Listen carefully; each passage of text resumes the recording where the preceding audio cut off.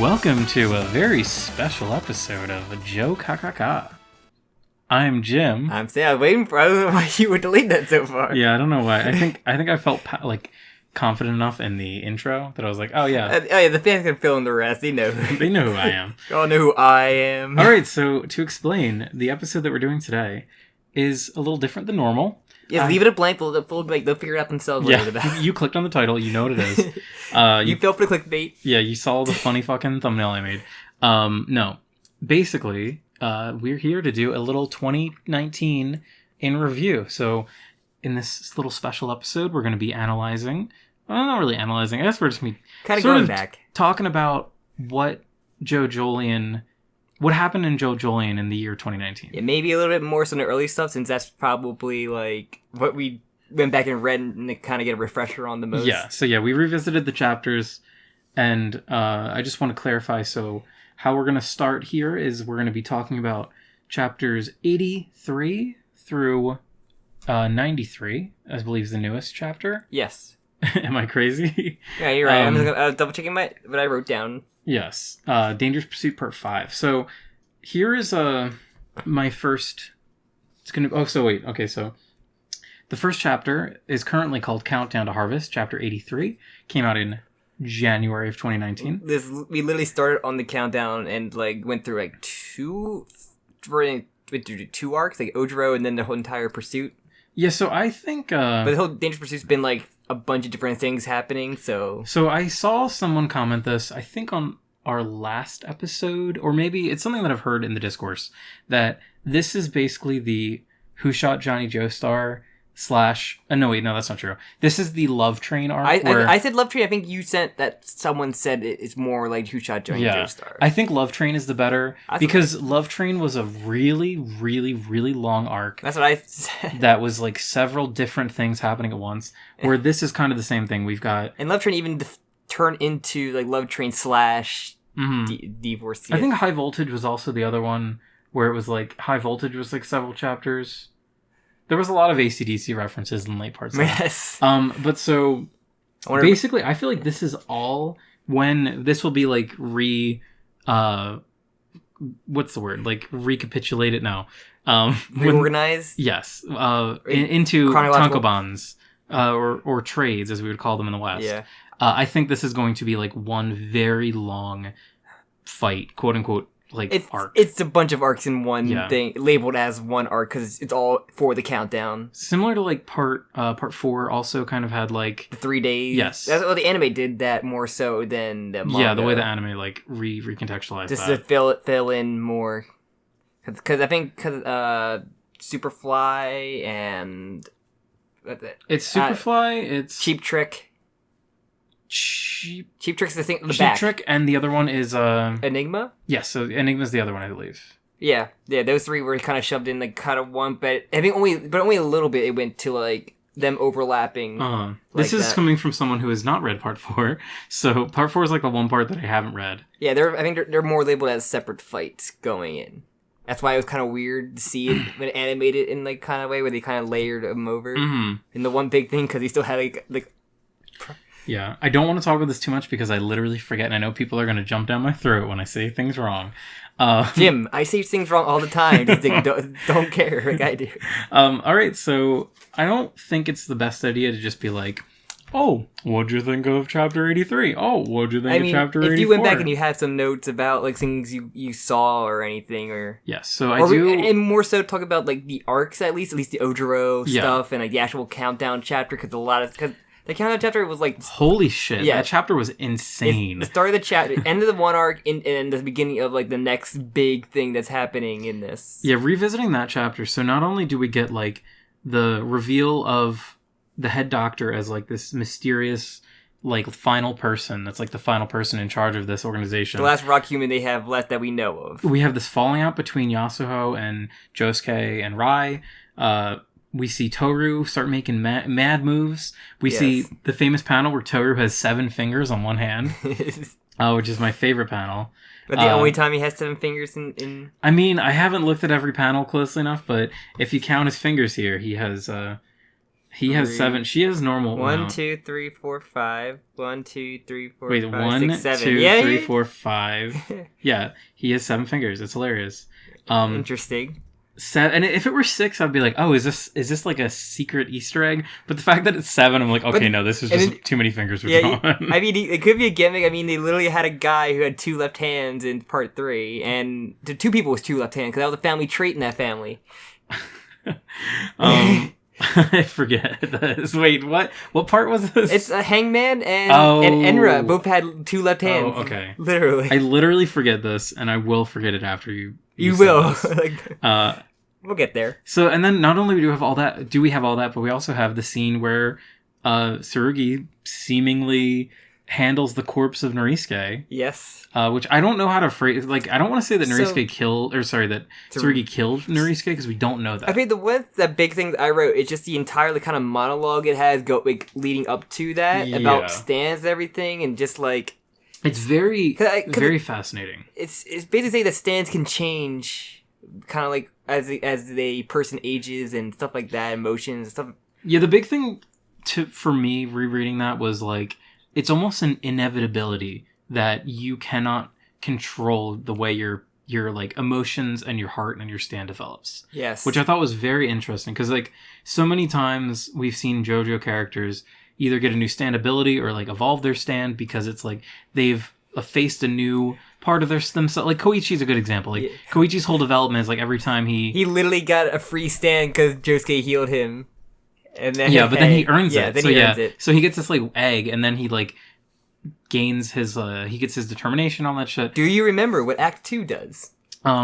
So Act 2 is the one that can like make text let me think about this. Act 2 like makes text that acts like what the text is, because he does it to Sheer Heart Attack, and because it's the whole thing with the tail, like the tail gets dropped. First act can do that. To make sound effects go off and like stayed there. Wait, what is Act 2? I think to the physical one. I think that's when the boing the rock. Remember he made the... No, because that was the boing. That was the first. That was when his stand awoke. No, stand awoke against the lock. Oh wait, fuck. Because remember he made his parents believe him. As I said, part 4 is the one part that I haven't read any of. I haven't read part 3 to completion. We're going through it, and I haven't touched any of the part 4 manga. Okay. But so please be nice to me. Don't be nice. You're not nice to me. No, because doesn't he fight Sheer Heart Attack and he like drops the tail and the tail becomes like sizzle or whatever, and then it gets he does. He does and sizzle. That's part 2 or Act 2, right? Fine, I'll freaking... Sam doesn't even... I thought you were quizzing me. I'm pretty sure it does the physical stuff where the first act just does like the sound effects. No. Okay, no, we are thinking of different... No, I'm quite sure that the time when his egg breaks... When his egg breaks is when... not Carrera. What's her name in part 4? Yukako. You always forget her name. Yeah, I know her name in part 8. When she kidnaps him and then his egg breaks because he's defenseless. So his egg breaks. Can write anything. Act 1 can write anything on any surface or person. Is an onomatopoeia. Is sound related to the onomatopoeia in question is produced. Written in kanji, the words will influence the target state of mind. That makes sense. There is basically just word based. Act 2. Thank you for telling me the protrusions at the crotch, Wiki. What? Wikis are weird, man. Tell me. Clear my throat. Now possesses a stronger and more versatile power than the previous form, making it more suited to direct confrontation.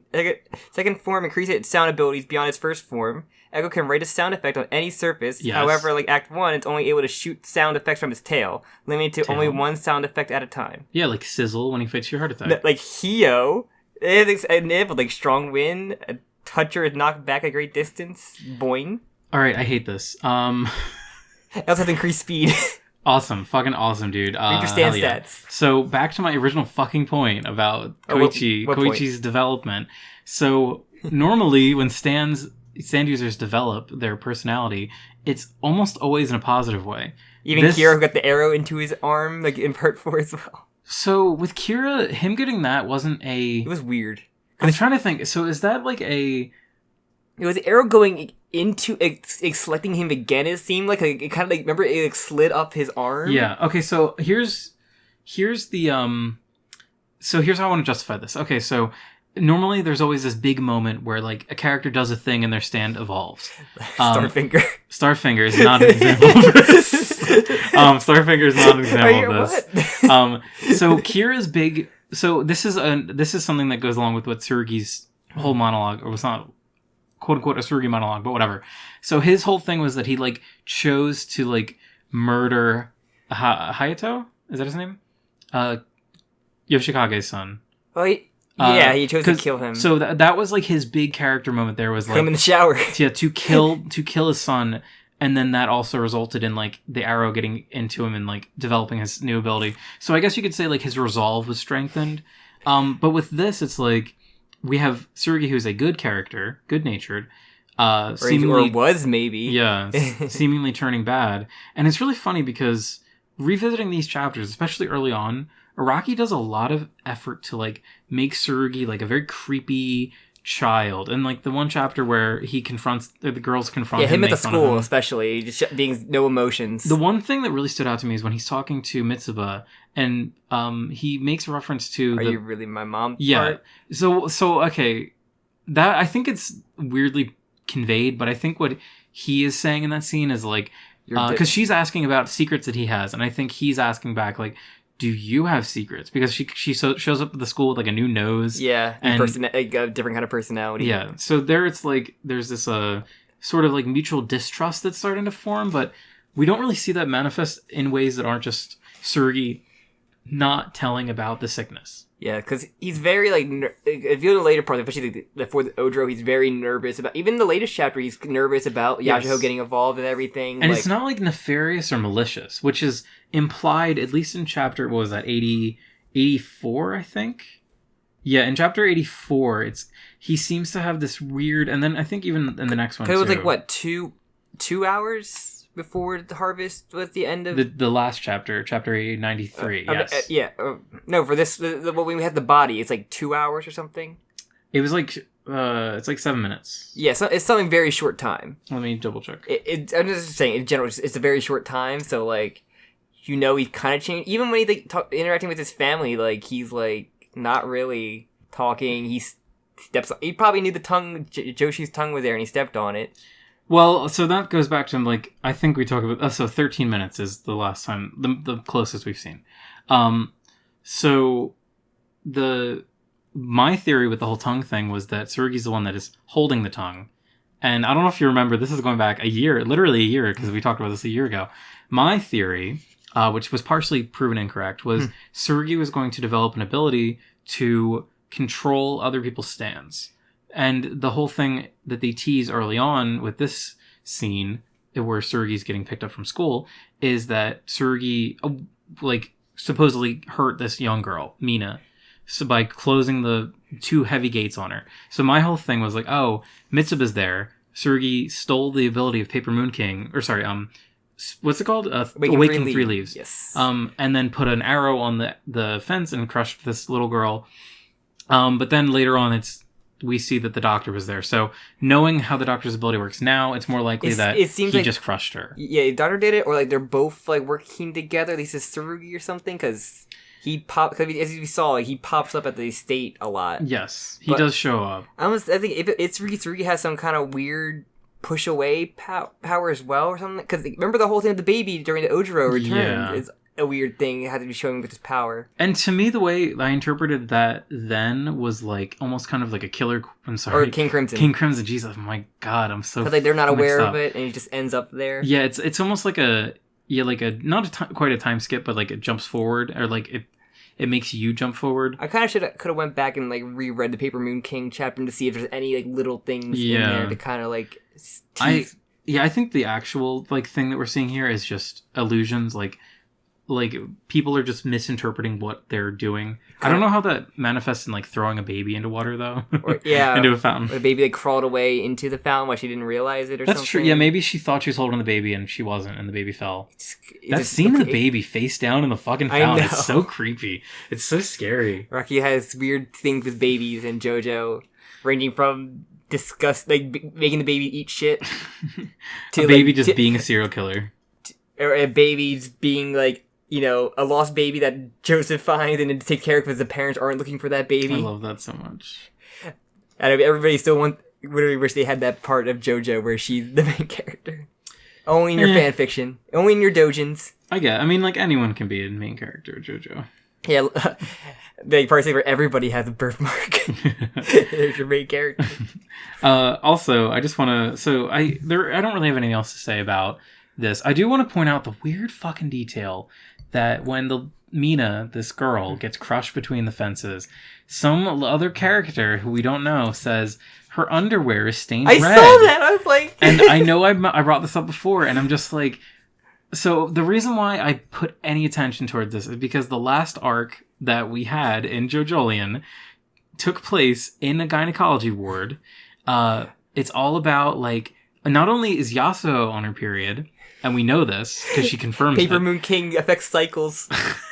But Mitsuba's entire, like, thing is about her child and, like, choosing not to abort her child. So that's why when I see a character say, oh, this girl's underwear stained red, I'm just like, is this important? For party to end with Jobin going to the hospital like a troll at elite, looking for his wife. Mitsuba's crying in the bed. Yeah, and that's the end. It's just over. End. That's the end of part 8. Yep, there you go. Oh, I spoiled it. You're welcome. How could you have known?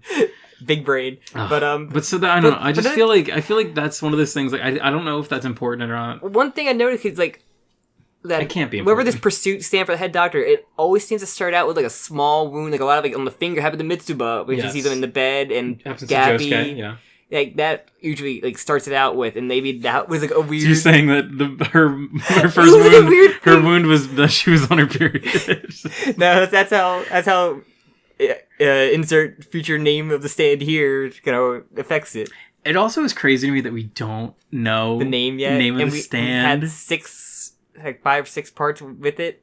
Technically, it's insane. And also, okay, I was really convinced it was Toru's stand for a while, but after going back.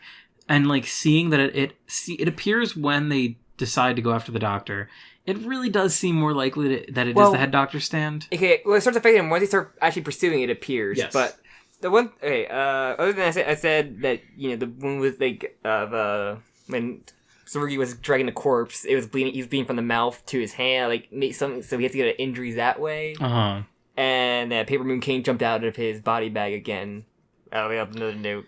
Yeah, that's another thing. I'm just like, so when I see Paper Moon King jump out of Norisuke's body bag, it just makes me think, like, is this an illusion? Yeah, exactly. Like, is it going to be Kaito instead? Yeah, and like, if it is an illusion, then who is he fooling? Like, what is the... If it's Jobin, who knows? If it was Jobin... We still haven't seen Jobin in this We haven't seen Jobin in that, nor have we seen Kato. Or Kyo. Or Kyo.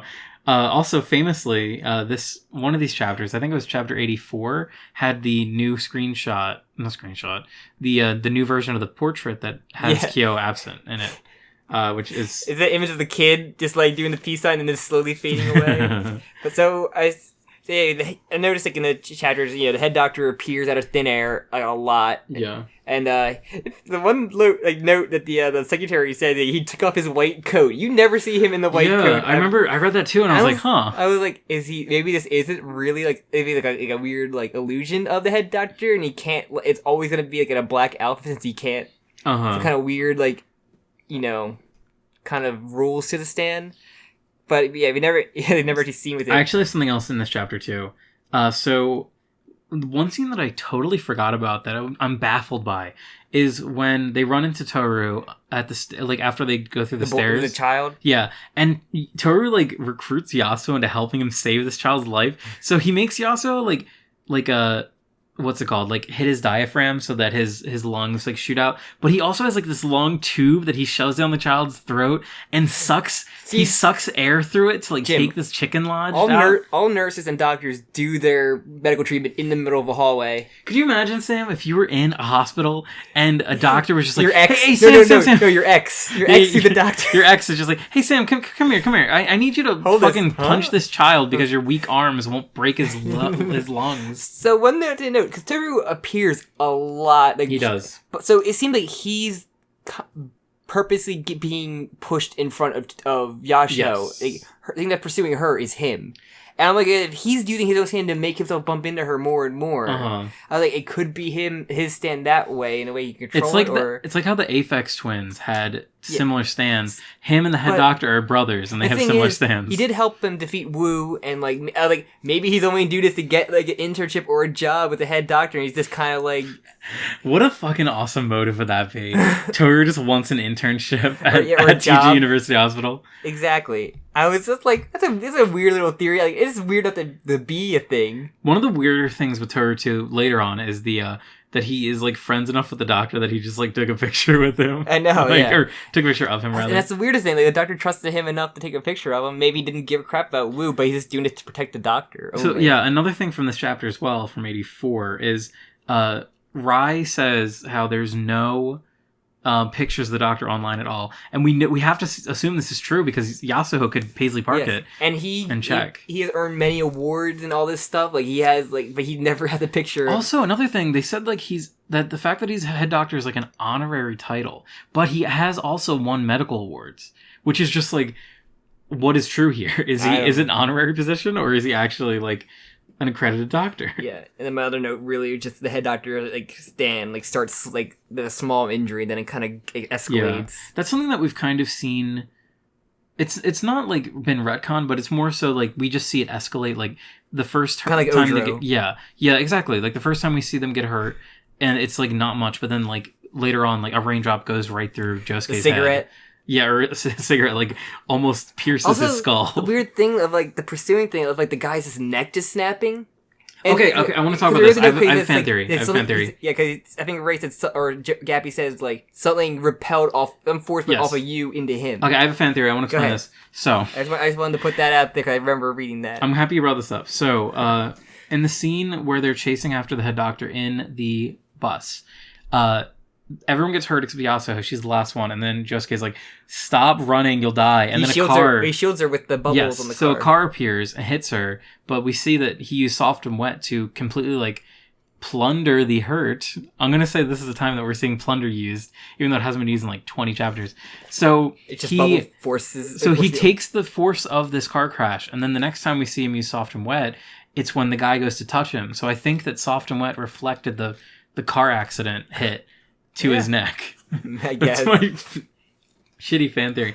It affected his stand in a weird way. Or at least it confirms that soft and wet is impervious to the head doctor's, the head doctor's weird, like, homing attacks. Yeah, or he has... Because it got reflected back to this random guy. Or he has the stand stealing thing, so he stole soft and wet real quick to affect him, and then he went to Tsurugi and at the school and borrowed Mitsuba's stand to reflect to push the gate. I mean, crazier things have happened. Yes. I don't know if I entirely follow, but... Yes, crazier things have happened. D4C exists. Dojon. One thing I want to say... Jim, scary monsters can literally turn anything into a dinosaur, so anything can happen in JoJo. That's true. We have seen dinosaur lamps before. Alright, so one thing I want to point out that we haven't talked about at all is that the art is just very good. Yes. Someone posted a Twitter post I think I read today, and it's literally this like early Jobin and like so goofy, like back, like kind of like you can't really tell what he looks like, and then like later Jobin who's super hot and he's like has super the detailed scary, the dot shades that Araki does. Okay, so the scene that I thought was just like stellar looking was when they were chasing after him in the bus. Like Araki has later in his career, he's often used backgrounds a lot more interestingly than I think he did before. Mm-hmm. We see it a lot with like, well, it's burned down now, but the orchard. You'd see a lot of like background or landscape shots of that. There's so many just like of the parking lot that just look so cool. There's that one shot was in Ojo when Ojo is talking to his girlfriend. Like they look out of the entire like Morio or that was awesome too. And it's great because you're just like, oh, I can look at a map and like tell where places are. He really likes having like it's kind of a city of its own. It's based off like I think the childhood town of Araki, but it's still like his own thing to make because the whole landscape is weird with the whole wall's eye and the earthquake and all that stuff. So like, I think he could be doing more with the whole like ground like that because I think early part 8 is the only time he really explored that for the most part. What, like backgrounds? The whole like weird like landscape of like the kind. I think like late like part 7 is when he started to get really, because especially the very end of part 7, there's a lot of the whole weird shit happening. Yeah. The world is and anytime with the Holy Corpse, the world starts to sort of like cave in on itself. Yeah, the Atlantic Ocean. And they fought what's his face? I'm not gonna remember. Is it called What a Wonderful World? Who's the guy who's the he can walk on raindrops? The rainbow. Catch the Rainbow? Catch the Rainbow. Yes, good one. You got that. Thank you. I remember there being a lot of really weird stuff with like the power lines and like the world was just really like shifting. That's one of the cooler. Like... Yes. Oh, that is like one of my favorite stands of all time. Because the guy looks just so cool. The guy looks freaking cool. He just looks cool, and it's such a cool image of him just like standing. Is on, he like, the Wu raindrops. of part 7? Is being that cool random guy near the end? That was actually like close to the beginning. Actually, it was like I think midway point. I thought that was like towards the last quarter of. Like, before the whole love train happens. Like, I thought it happens after the Who Shot Johnny Joestar. We can find out very easily by consulting the wiki. The JoJo wiki. The JoJo Sawa wiki. I mean, what? Which one is the bad one? What? JoJo Sweet. Oh. I typed in JoJo, and that was the first thing that came up. Of course it is. Catch the Rainbow. But, this is great podcasting, by the way. Hey, this is only our second wiki lookup we've had so far of not related to part 8. Yeah. It's a staple. Oh, wait. Shit, no. Hold on. But let's see. But yeah, so I guess we talk about the Ojiro chapter. Yeah, dude. Chapter 36 through 39. Really? Yeah, see, I told you. I knew it was early. I didn't think it was that early. It I is. thought I could have swore he was like a third. later. Damn.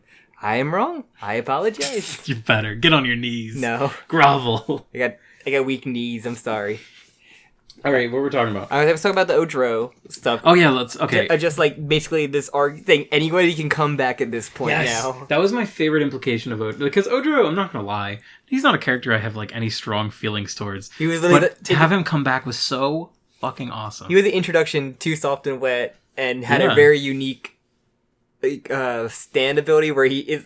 I always call it the Home Alone stand because you need a lot of prep time to really utilize it. And yeah, like we've been going back and rereading early part 8 because we want to fucking reread all of it.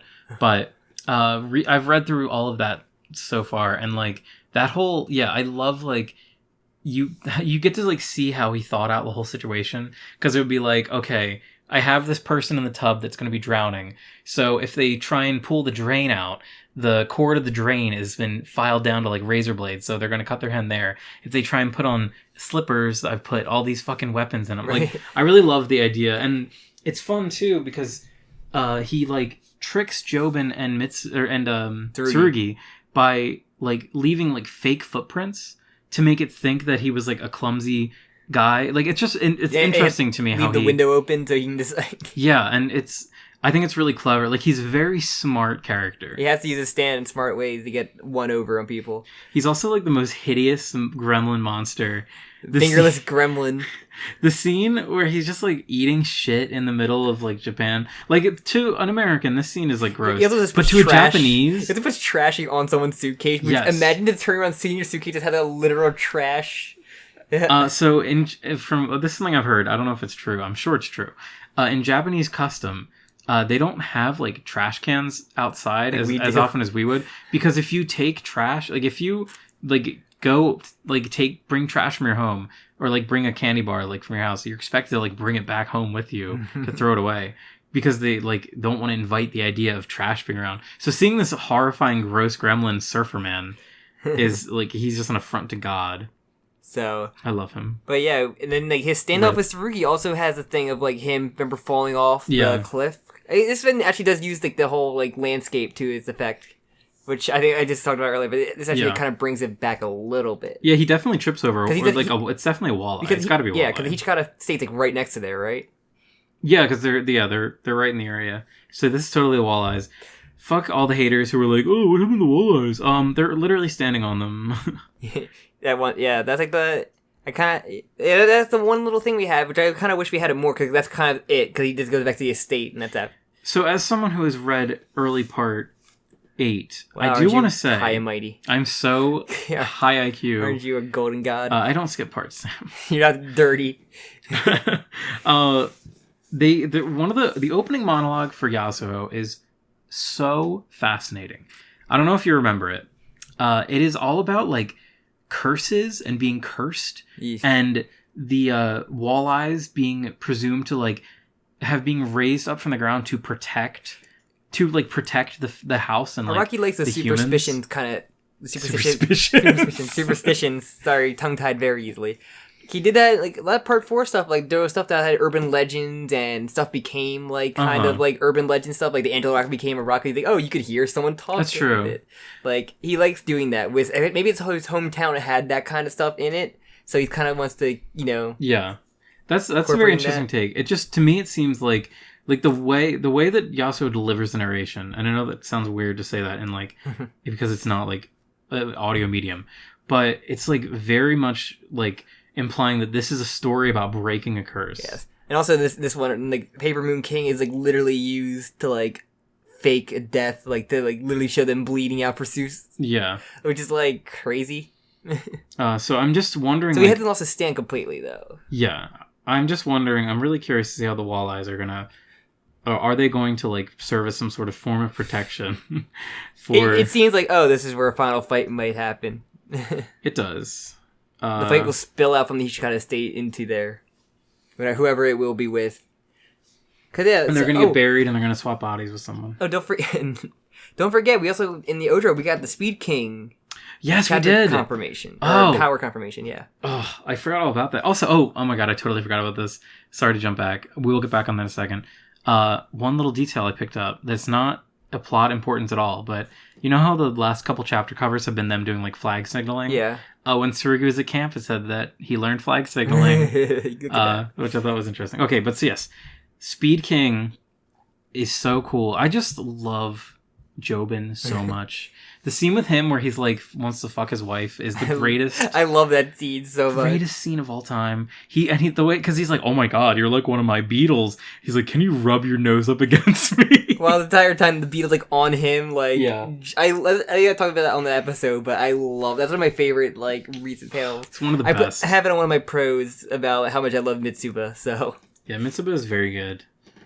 So, and then, basically, the whole speech of him on the phone, basically this entire year, just Jobin speeches, and they all been great. Yeah, and I want more of them. I wrote that a lot, like, pro Jobin speeches. Yeah. Jobin's great. Their whole fight with Ojo is great. I love how they lose initially. They basically do. They have to fake death until Speed King can just, like, literally lay a trap. Yeah, and it's just like Speed King is so fucking powerful. I don't know how you would combat it. You'd have to like cut your arm off, or you'd have to like cut your finger off. You get close to. I mean, if you're not really sure what you can touch, but like it's honestly like a punch goes. It seems like it does seem like it's pretty like a trap stand. It has to be weak, right? Like there has to be a trade off. Yeah, it can drive a car. We know it can drive a car. So that's all we know. But I don't think, cause it didn't look like very punchy. Like he's a very like cunning, like secret kind of stand that he has to set up, like he has to set it up to get it to work. Yeah, he's quite the cunning linguist. He has a lot of setup where I don't think if Gappy got close, he'd be screwed because Gappy's CQC is unparalleled, especially now that he's like he lost a shirt at one point, and so he's like even more unstoppable. Yeah, I feel like in a close range fight. Soft and Wet is just... We've seen Soft and Wet to be just like a very strong punch. It literally destroyed a room. It destroyed like a vault. Yeah. And that's ridiculous. Where, yes, it's like... Speed King is not like Killer Queen where it can just instantly destroy whatever it's close to. It kind of... It's fast, but it's if it hits you up, quick, it's not going to kill you instantly like it did before. I mean, it can give people aneurysms.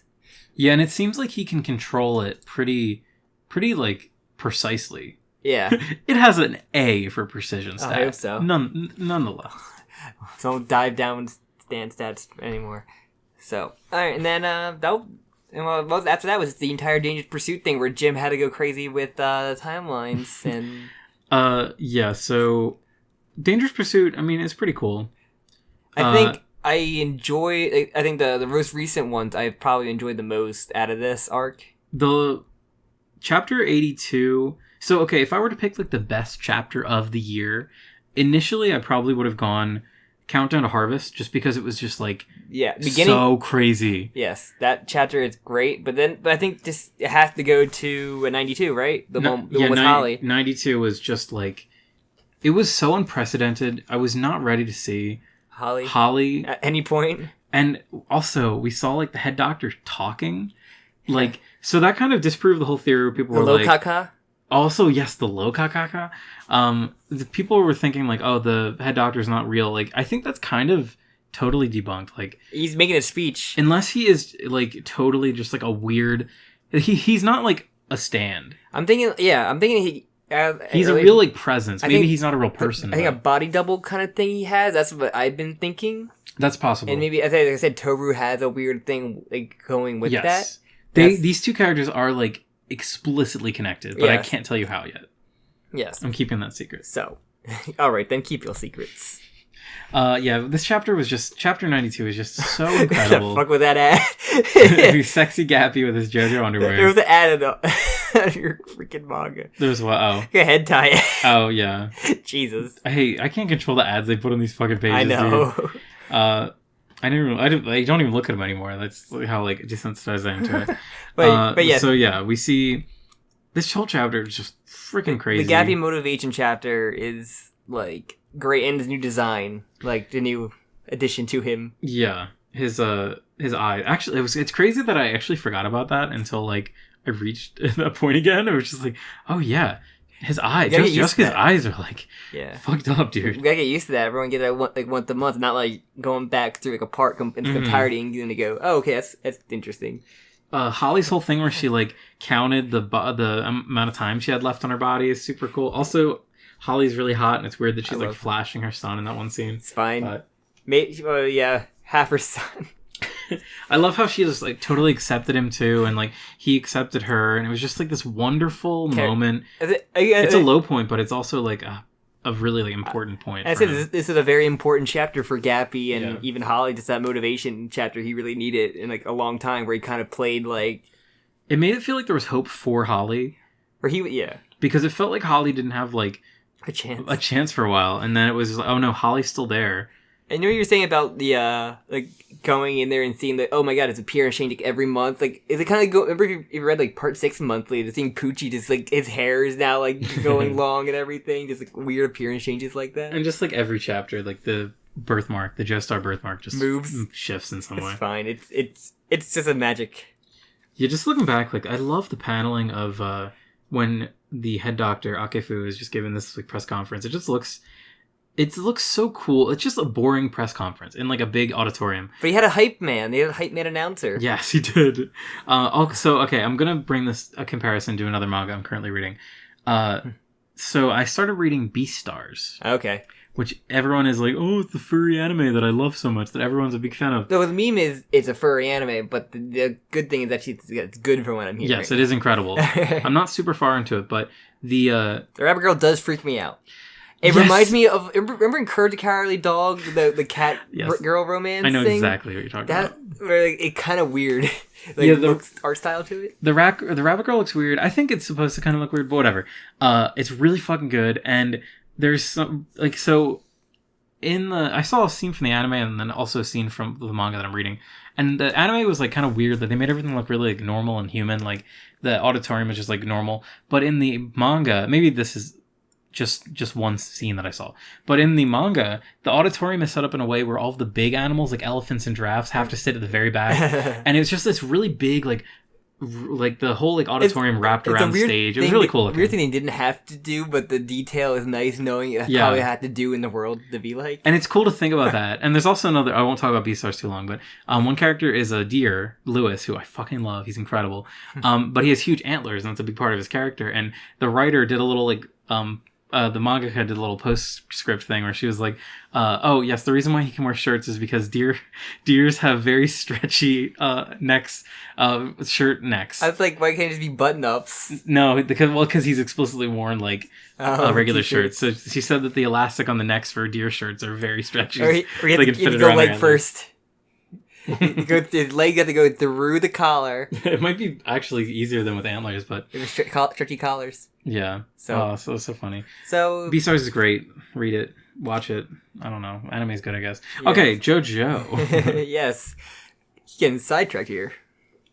Yeah, I don't want to go on too much longer. I mean, we're basically on the last arc we want to talk about. Yeah. And so, yeah. So that probably was the best chapter in Dangerous Pursuit so far. it was just so good. It was so long. The first three it did not feel its length at all. Yeah, the first three are mostly them trying to pursue the head doctor normally with like them falling apart and cutting back the Mitsuba at her home, which is the other mystery of the head doctor popping up over there and Mitsuba getting attacked by, even though she's not. I think once, like when she's in bed and she sees him, she tries to pursue him like once, but that was like the other second time she just notices him and then she gets like oil to the face. Yeah, it's funny. The one time, the time when Jobin like wants to bone her, but then he stops, and then she notices him, and as she approaches the window, she makes him have a monologue in bed, and then it ruins the mood. Yeah, and as she approaches the window to see him, that's when she like cuts her finger.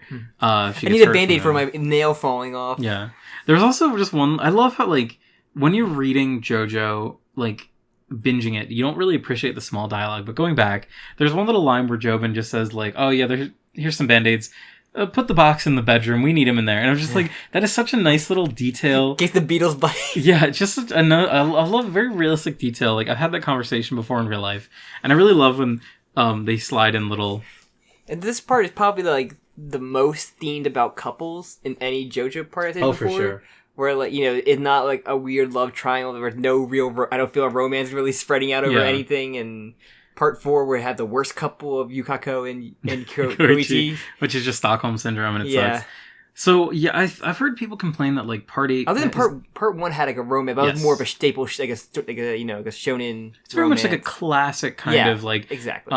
Even, like, a classic sort of, like, Victorian romance. Like, this pure boy and, like a novel. The Virgin Maiden and... Like a little, like, action-adventure novel. Yeah. Yeah. Very pulpy. Even, like, Suzuki and Joseph just kind of... happen. Yeah, they just fuck. Because we need to have part 3. Other than Cat Queens and Holly. Okay, but shit, I forgot what I was gonna say. But yeah, it's only like romance. Like it's probably the most romance we've had because we have multiple couples in. Like, probably the most couples in anything. Even like the villain had. Even Ojiro had a couple. Yeah, he did. Like, that's true. Like that is very true. Makarin. And then got fucked. And like she got destroyed. Both of them got destroyed. Horrible deaths in Part 8. Both of them got destroyed and fell into the pool while the daughter would sit there on her iPhone. Yeah, playing fucking Candy Crush. Yeah. Listening to fucking Clans. iTunes. Playing Clash of Clans. The 2011, did you have... Oh yeah, it is 2011. It probably would have been Angry Birds, actually. She would be playing Angry Birds right now. I was Angry Birds. OG Angry Birds. Okay, but so what do I want to say? So yeah, you're right. The whole romance thing was pretty big early on, and people have complained that like Part 8 has gotten away from it. And after reading like early 2019 JoJolion, it kind of hasn't, because like the romance thing. Yeah, there's a lot of things like there's scenes. There's so much tension between Josuke and Yasuo with the introduction of Toru. Yeah, especially. And there's a little scene. So they kind of have like a bad moment, and there's a little scene where I think it was right when he saves her from the bus. She looks at Josuke and she's like, Josuke, and he's like, got you. And it's just a cute moment, and it's like, yes, the romance is here. And even the whole thing of just like, even like the first time Ray tells her off, he has that discussion. Yes. It was just really good. And then Toru so kind of tried to wiggle himself in. And I'm more invested in this like kind of love triangle. Yeah, suck it, Jolene, Weather, and Anasui. Yeah, I don't... Was that really a love triangle? It was still I guess it kind of was. It was kind of a triangle, but wasn't always interly connected. Yeah, it was more from like, but like, Jolene was one. It was a romance novel of one girl and two guys pining after her. And really, the two guys just wanted to bone down hardcore. I feel like Weather didn't know what sex was. other than he did have his memories. Other than the flashback. Yeah. Yeah, he was pretty well laid in the flashback. Yeah, it didn't end well. Also, have we talked about how Pucci's not actually black? How he's actually Italian? That whole thing's weird. Did we talk about this last episode? I feel like we did.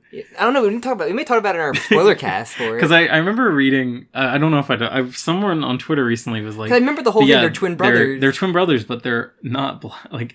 Like he's Italian. I'm pretty sure there is a thing where like if they can have twins from two separate dads. That's a thing. Is that a thing with humans? Apparently that's a thing. Are you sure? I'm pretty sure that's a thing. I don't know. I watched an episode of Mari to know that's a thing. Oh, I'm sure Mari's always fucking accurate. The most accurate. Because it is a thing with cats. Cats can have a mother cat can Leave have a comment if you know. yeah, any biology student fans that listen. But yeah, I'm super invested. And like a lot of people want Toru to get the shit kicked out of him. And I don't. I love Toru. I'm interested. I love him so. I get so happy when I see him. And they have so many mysteries. He's one of the mysteries. Let's talk about like the mysteries we have going into this year with then. I guess the kind of a segue into that. Yeah, wait. I just want to say the one thing I really like about Toru's character is that not only is he like a potential future antagonist, he's also lighting a fire under Josuke's ass to be like, yo, you got to do some shit for your girl or she's gonna go with this better guy. I left you a voicemail. Yeah, I probably know that Josuke has your phone because I'm literally gonna show up like 2 seconds later. But here's a picture of me shirtless next to you in a bathing suit. Fucking love that. Also, can we talk about how Josuke listened to that voicemail that was not meant for him? Big invasion of privacy. That's a bad look. Hey, Yasuo somehow wanted to look into the cameras without her phone, even though that's how she looks at stuff with her stand. I guess Paisley Park is the most privacy invasive stand. Yes. So maybe Totally fair. Maybe that's not so bad that Josuke does it to her once. Josuke can take your privacy away, but it's taking away your eyesight. That was yours, and he took it away from you. Took away your friction. That was my friction. Hey, well, when you're fucking Josuke, you want him to take away all the friction. You can take away all of Toru's testosterone. What kind of weird things in bed could Soft and Wet do? Well, you gotta cuck Toru by taking away testosterone, so you just have. He just becomes like a totally skinny, no muscles. I made you sterile. I took away your fertility. Don't touch me, I'm sterile. Oh man, I can't wait. So yeah, Toru is probably the big mystery I really hope we get solved this year. He's definitely with Yasuo right now. I'm more interested in him than the head doctor right now. I 100% agree. Toru is such a fucking like, what's the word for it? I can't think of words. He is a Chad. No, but he's also just like a complete like mystery. Yes. He's a mystery wrapped in an enigma. Like, I don't know which way he's going to go. I don't know what he wants. Going through it, he just pops up almost every chapter he pops up. And I'm like, he is the one pursuing Yasuo, not like something physically bumping into her. Yeah, he seems to it always seems like he's just targeting Yasuo. And we have the whole, what's it called? The recent chapter where, what's it called? She's getting her stand's drowning in the toilet water. He's nowhere to be seen. And what is that time frame? Like 48 hours, I think. That's technically like 2 hours before. Or that's 48 hours. It's 2 hours before. 2 hours, yeah. 48 hours was when they were in the Lamborghini inside the tree. Yeah, get my recent chapters mixed up. Yeah, no, that's like really close. Yeah. So and we know Toru drived her, even though he did. So well, we can assume. I mean, one thing that I want to also point out that we just read a bunch of these chapters is like time. There's a lot of time skips in JoJolion, and it's very easy to track them because we're given a lot of like counters. Yeah, because Captain Harvest literally said this is what happens during the event of these last like days. Yeah, and then this Dangerous Pursuit is probably going to be that entire countdown, and then once the countdown ends, that's when we get to the next arc. Yeah, probably. Once it hits 0 in the thing Harvest, and we have all things moving. So yeah, the one thing that I am wondering if we're ever going to see any is like all of this time that we haven't seen touched. Like, when right after the Wutomaki fight and before the Dangerous Pursuit thing happens, like 2 whole days pass. Yeah, they're at the hospital, and then they're not at the hospital for 2 days, and then they just all 3 meet up at the hospital again.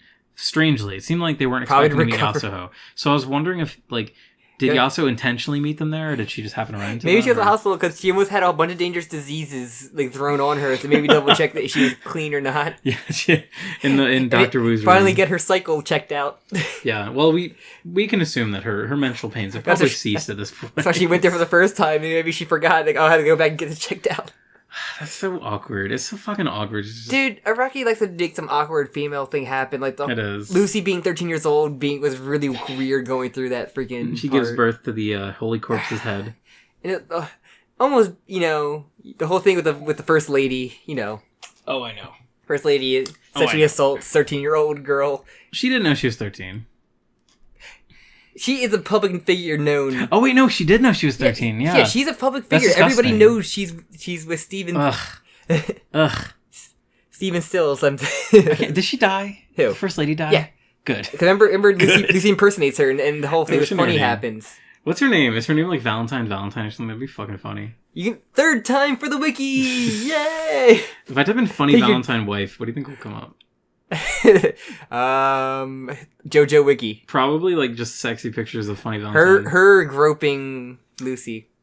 But other mysteries. And then we have I'm trying to think about the big mystery. We had the whole Mitsuba, because the whole thing. Funny Valentine's 48 years old. What the fuck? Age is only a number in JoJo. Oh. I mean, he technically could have just like swapped up with the younger versions of himself, but holy shit. Initial 48 years old. But so what's it called? Did you find it? No, I'm still looking. It's gonna take a minute. Right. She's not like an actual character. She is kind of a character. But so we have other mysteries going in. I think Mitsuba, because the whole thing that Yasuo said she always could trust her. And so we have her being a figure against the head doctor as well, because she's wondering why he's creeping around the house.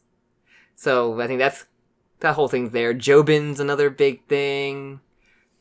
Even the beginning of Dangerous Pursuit with Mitsuba at the school, like we get Kaito's picture comes up.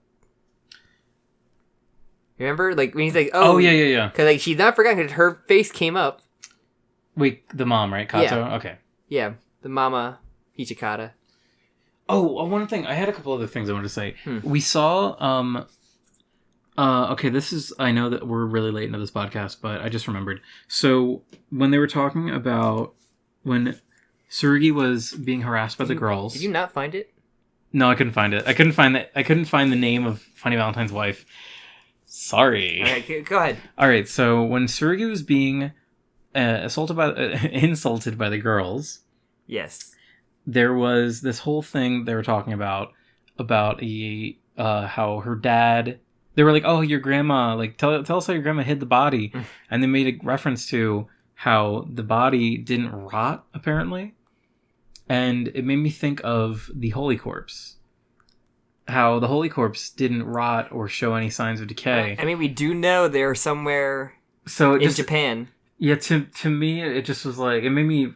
To me, it connected the Holy Corpse and the rock disease like pretty explicitly. I feel like they have to be really connected. Scarlet Valentine. Damn. You're welcome. I love her design. She's just a very gross person.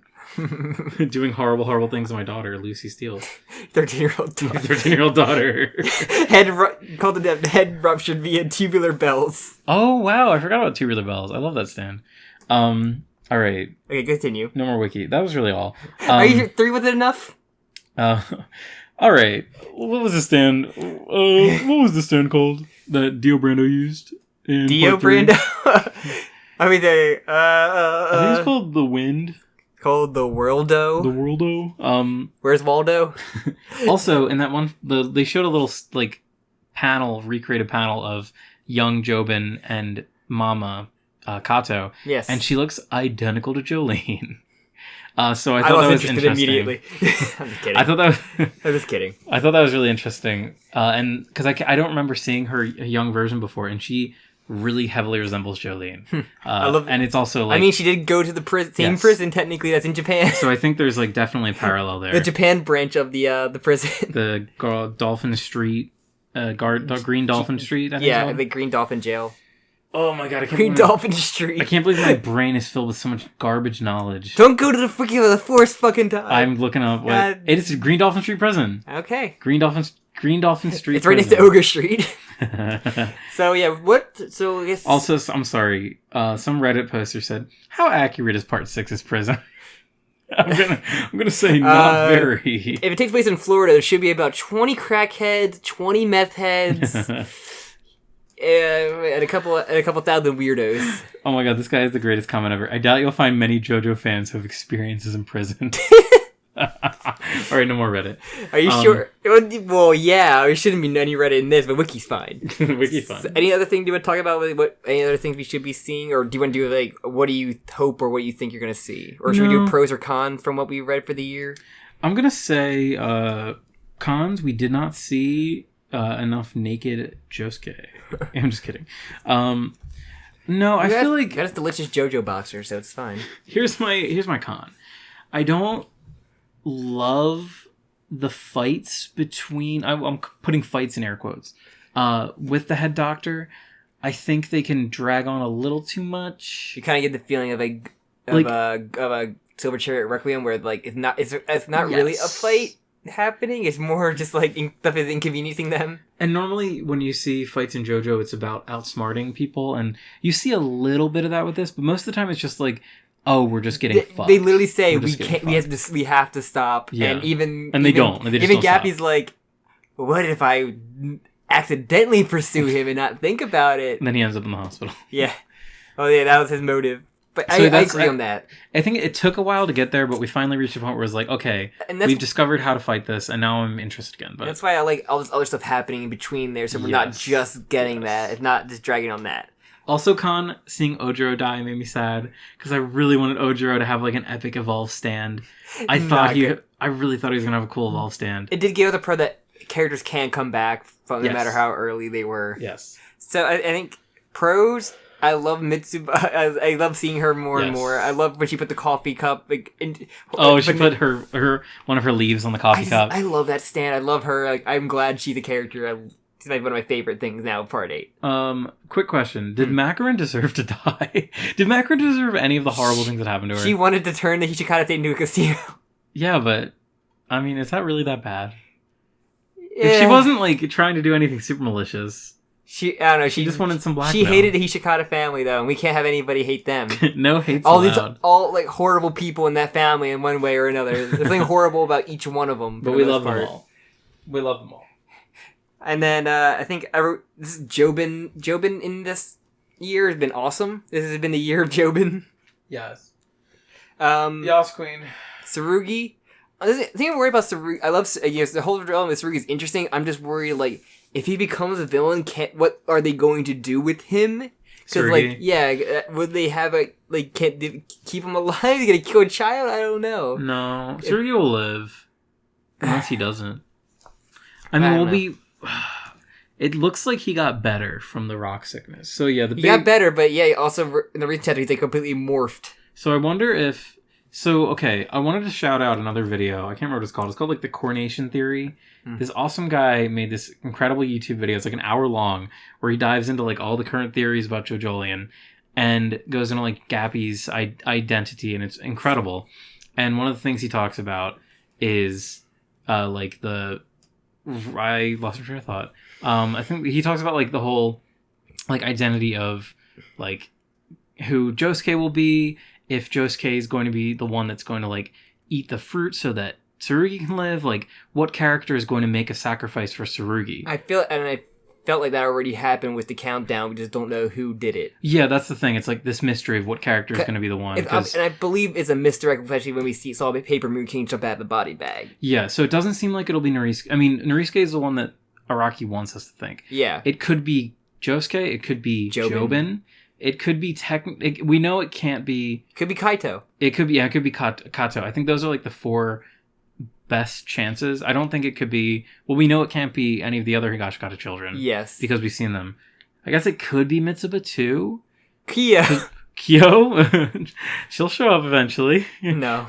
Fingers crossed. I must go now. My planet needs me. Pretty much.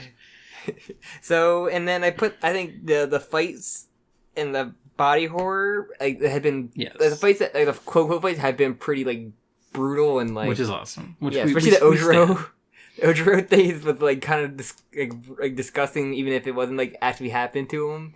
Yeah, that whole scene, like everything that happened to Tsurugi in that is horrible. Yeah, the image of like the shattered glass and then Jobin being forced to like slide the window pane so that the shattered glass windows like cut into his throat is so horrifying. And then Ray having his legs like completely like broken, just don't ripped worry, up. He just glued it back up. Yeah, he's fine. That's how his stand works in weird ways.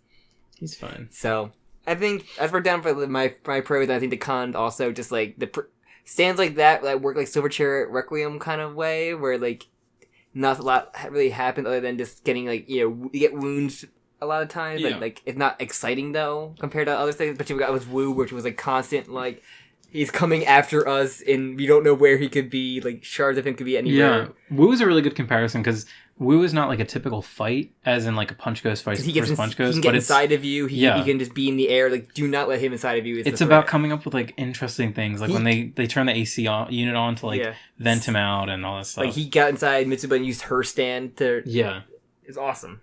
Yeah, but like Wu was great. I fucking love Wu. But yeah, that's different. And he kept coming back, and it was just like, oh, Wu's back. Your duct tape didn't work. Duct tape didn't work. Cement does.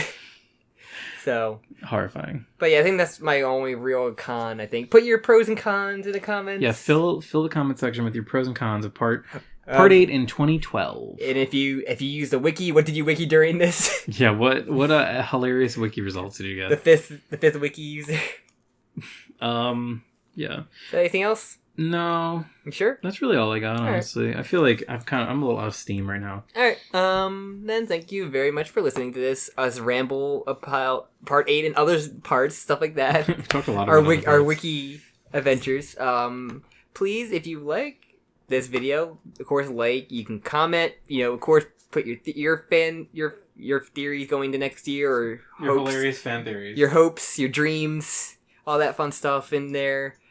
Like I said, smash that like button, subscribe, bell. Smash that like button, dude. Fucking smash that like button. Smash that like button like Ojiro eating food. This is going to be a YouTube exclusive. Yes. Exclusive. And then, probably should have mentioned that before. You can probably follow us on, Twitter, each of us, and the podcast itself. Check out our other stuff if you haven't, of other animes and other JoJo-related stuff. And did I forget anything? Because it's YouTube. No? Alright. Thank you then very much for listening. Get up. Lean up. Leaning up. Thank you very much for listening. Bye-bye. Thank you so much. Have a great night. Bye.